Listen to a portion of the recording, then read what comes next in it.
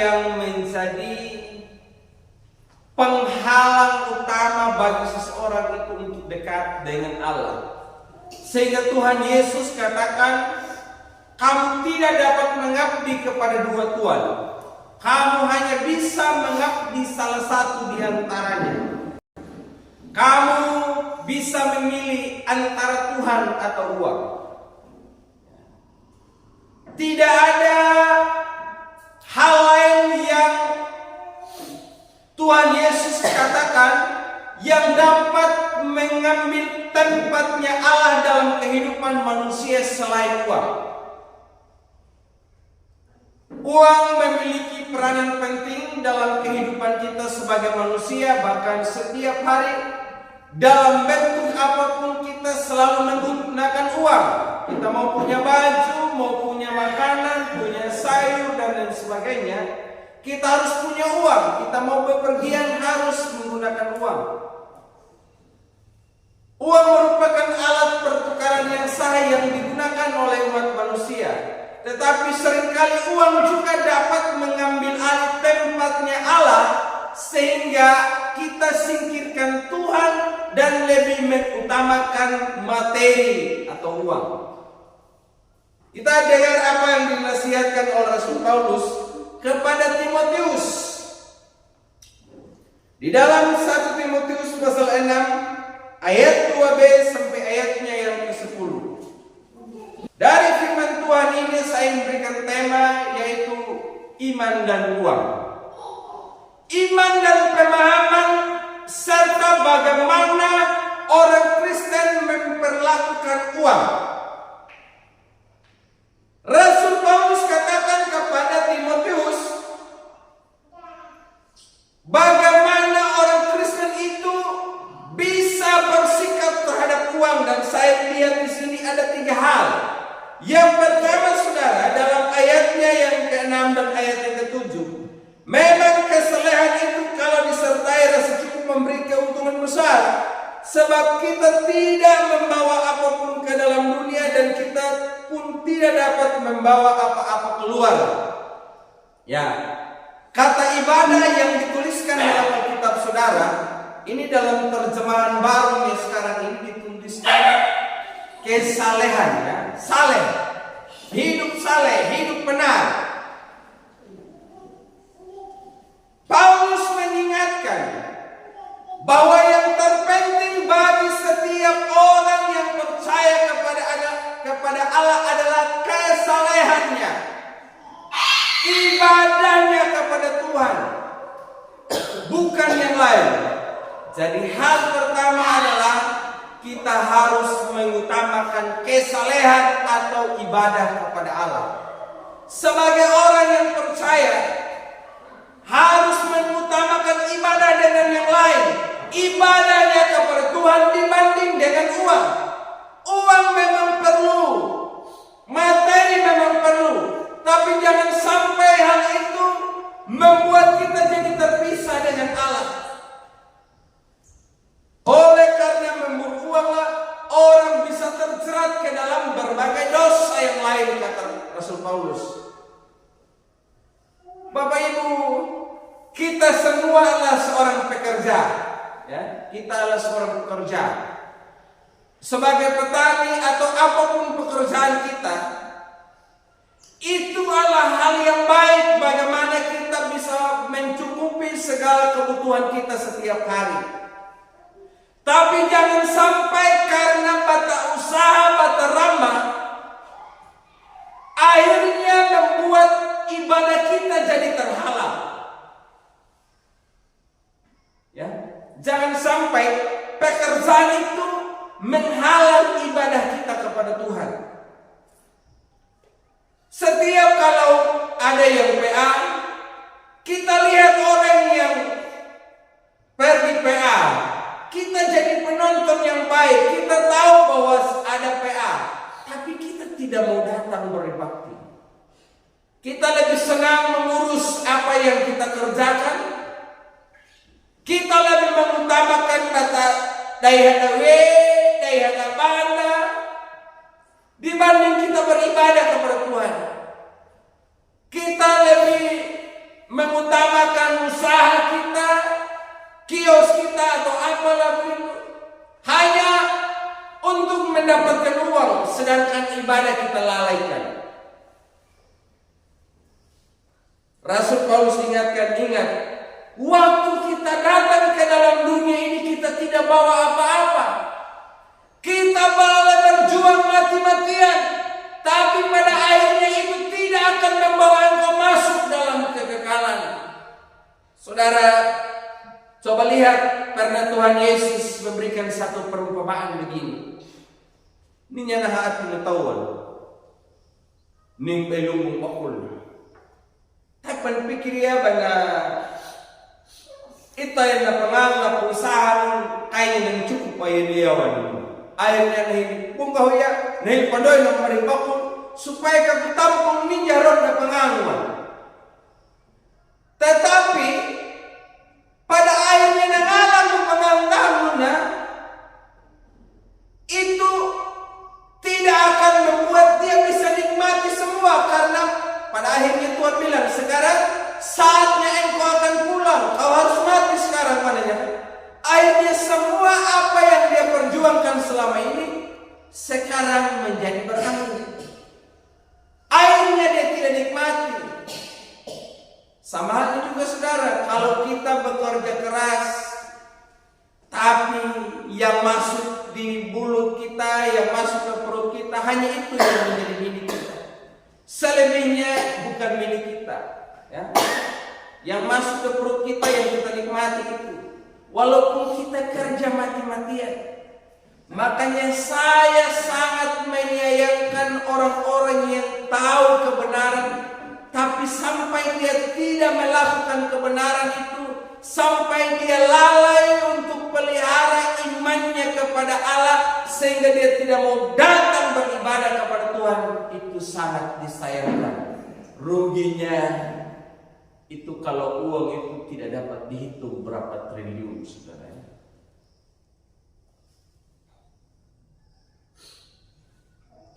Sudah paham kebenaran tapi tidak mau melakukan kebenaran. Ibadah hanya merupakan rutinitas bagi dia kalaupun dia datang beribadah. Tapi lebih lagi, yang lain sama sekali tidak datang beribadah kepada Tuhan, sangat disayangkan. Karena apapun yang dia perjuangkan saat ini, sehebat apapun, sepintar apapun, sekaya apapun dia, pada akhirnya firman Tuhan katakan, kau datang dengan telanjang, pulang dengan telanjang juga. Semua yang kau usahakan di bumi ini, bangun pagi, banting tulang, lapar ramak, beli sampai pertamanya nelulu, tapi pada akhirnya semua itu kau tidak akan nikmati. Ibadah itu berguna dalam segala hal, baik untuk hidup yang sekarang ini maupun untuk hidup yang akan datang. Kita bisa mendapatkan penguatan, penghiburan, pertolongan dari saudara seiman kita saat kita berkumpul seperti ini. Makanya pemazmur katakan, alangkah baiknya dan indahnya apabila saudara-saudara seiman diam dengan rukun. Kita kumpul bersama, bersekutu bersama, memuji Tuhan bersama, menyembah Allah bersama-sama. Kalau saudara lagi galau, tinggal di rumah katakan, tidak ada yang memberikan penghiburan, penguatan kepada saudara-saudara, tidak bisa berbagi dengan teman-teman yang lain, itu saudara makin hari makin stres. Tapi ketika kita berkumpul seperti ini, ada sukacita yang kita lihat di wajah saudara kita, hati kita juga turut bahagia. Jadi ingat, ibadah itu yang paling utama. Amin. Ibadah itu paling utama, karena berguna untuk hidup yang sekarang ini maupun untuk hidup yang akan datang. Tapi ketika kita lalai berbakti kepada Tuhan, maka hal itulah yang akan membuat kita menjadi orang yang terpikat dengan dunia dan jauh dari Allah. Selanjutnya dalam ayat yang ke-8, asal ada makanan dan pakaian cukuplah. Amin. Asal ada makanan dan pakaian itu udah cukup. Jadi Rasul Paulus ingatkan sebagai orang yang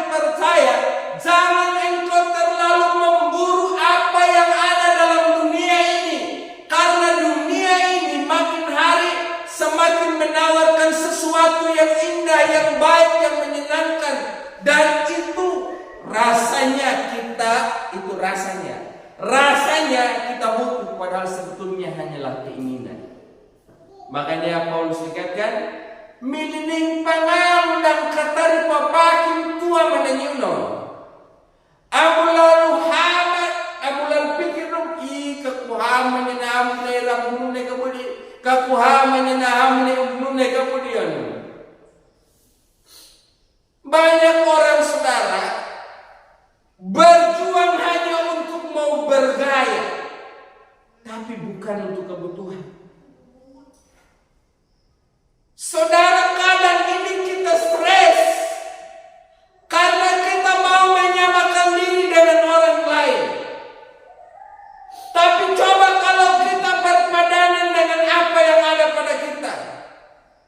Saudara sudah bisa masak, tidak ada beras, ada jagung, tidak ada jagung, ada sayur, itu sudah cukup, makan saja. Saya juga ini orang yang biasa hidup dengan mie, saudara. Tapi saya sehat.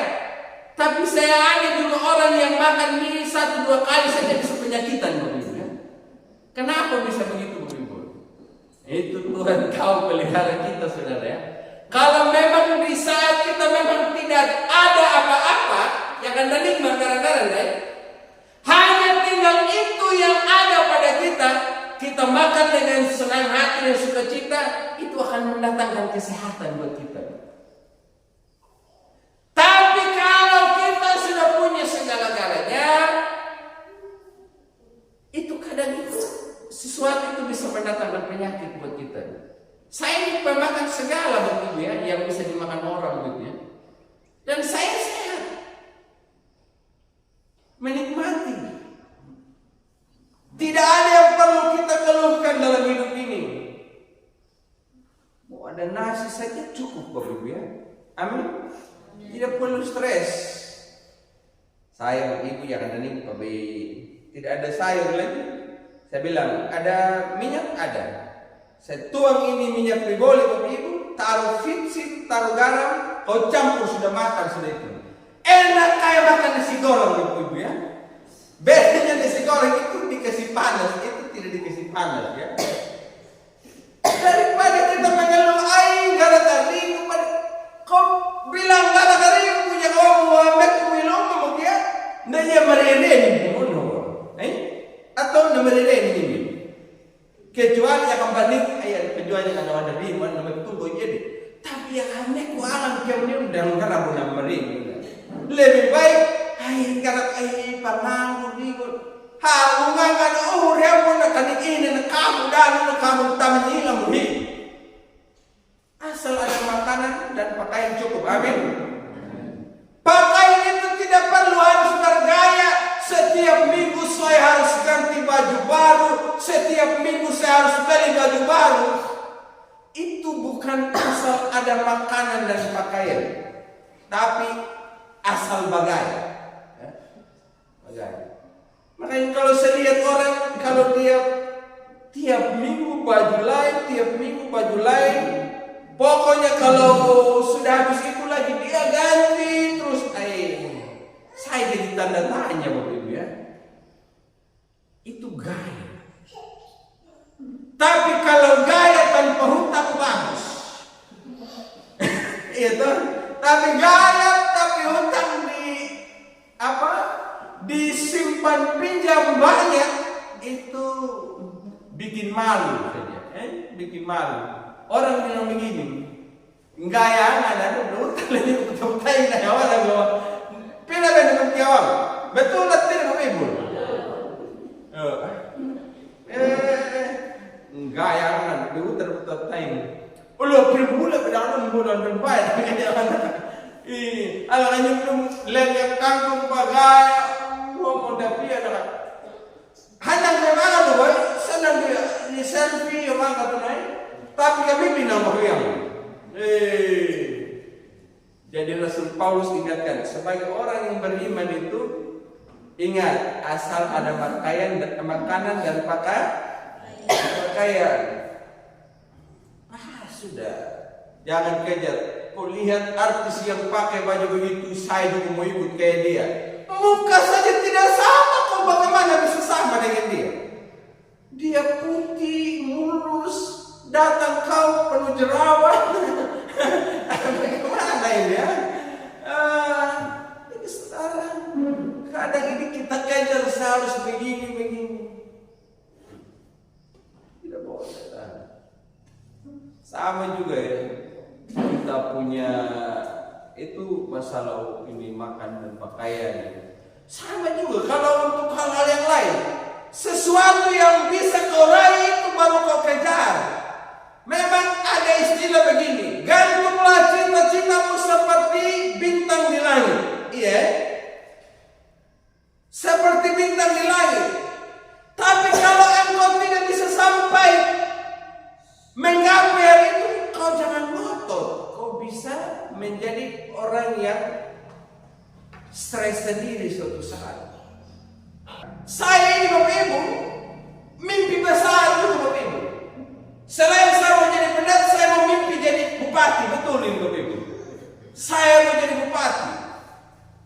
Tapi saya tahu diri. Ya, tahu diri. Itu hanya sebatas mimpi.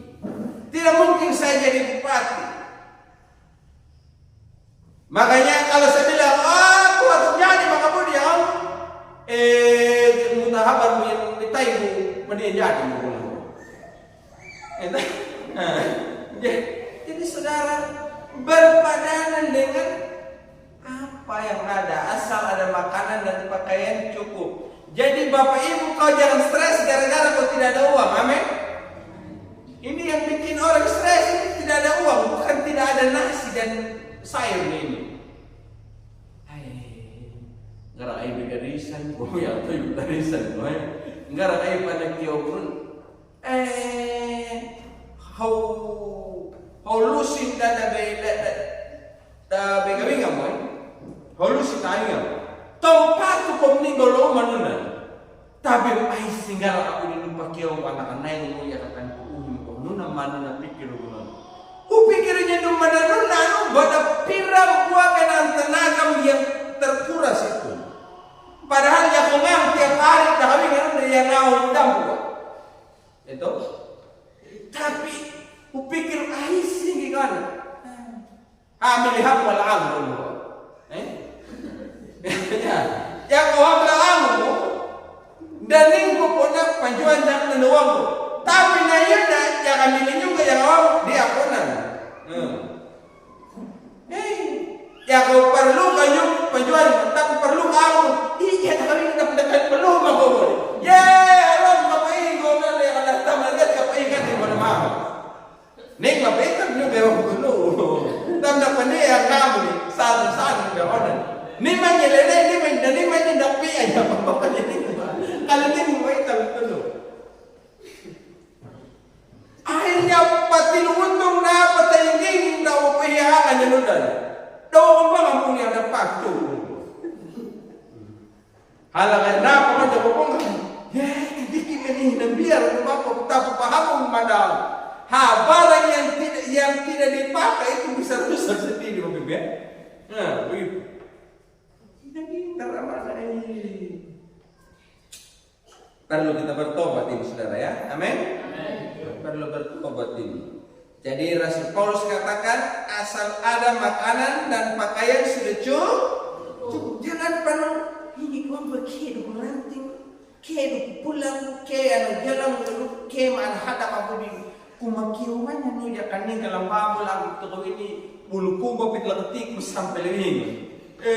Ya komit kerong dia tamangan di bumbu mahal. Selanjutnya Bapak Ibu Saudara yang saya kasih di dalam Tuhan. Dalam ayat yang ke-10 dikatakan, sebab akar segala kejahatan ialah cinta uang.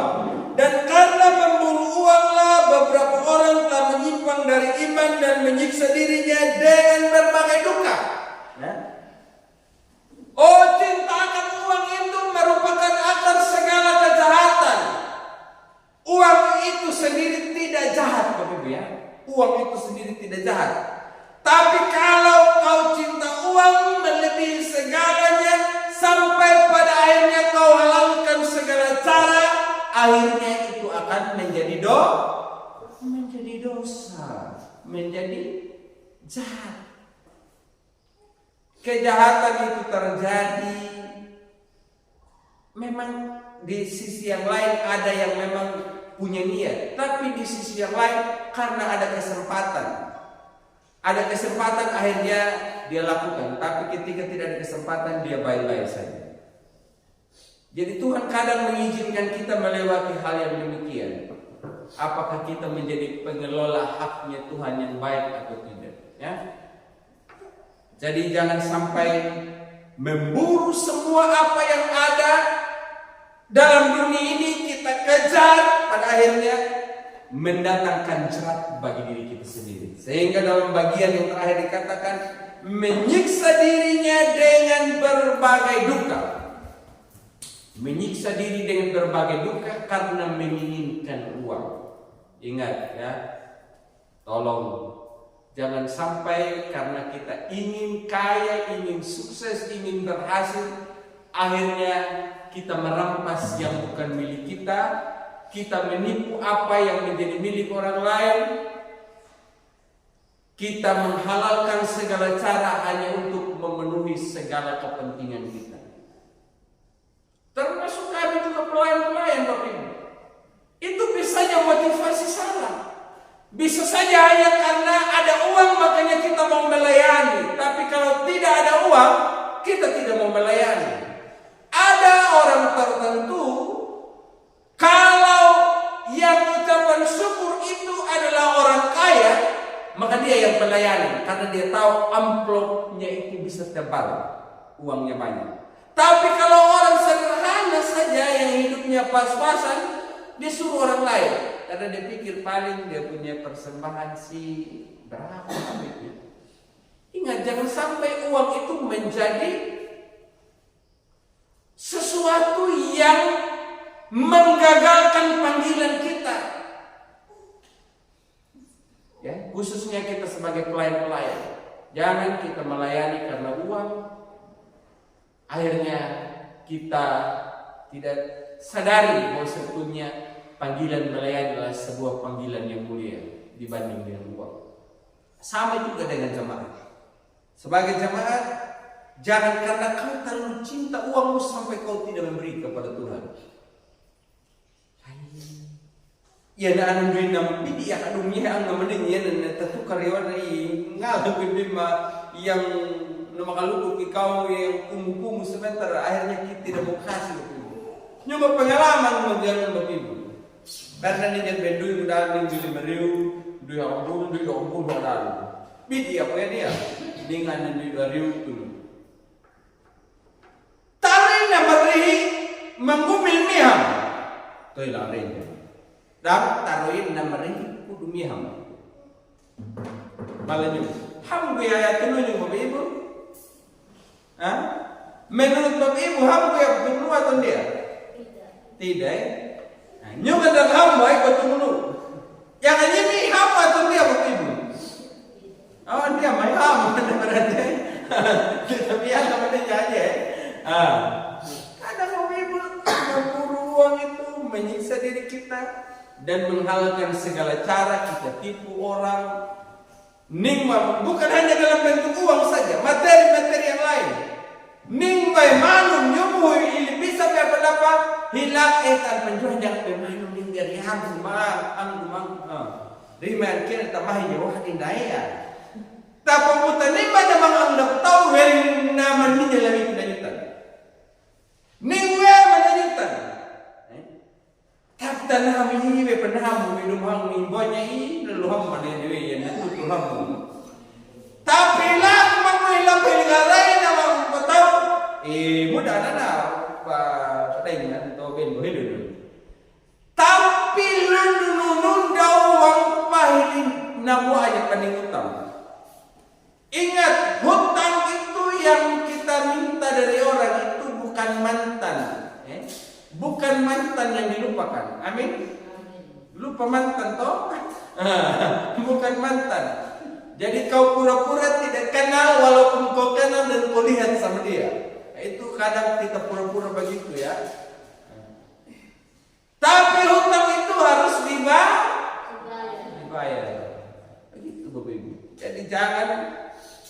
pada akhirnya mencintai uang, mencintai materi, membuat kita tidak tahu identitas kita sebagai orang yang percaya kepada Tuhan. Kita lupa.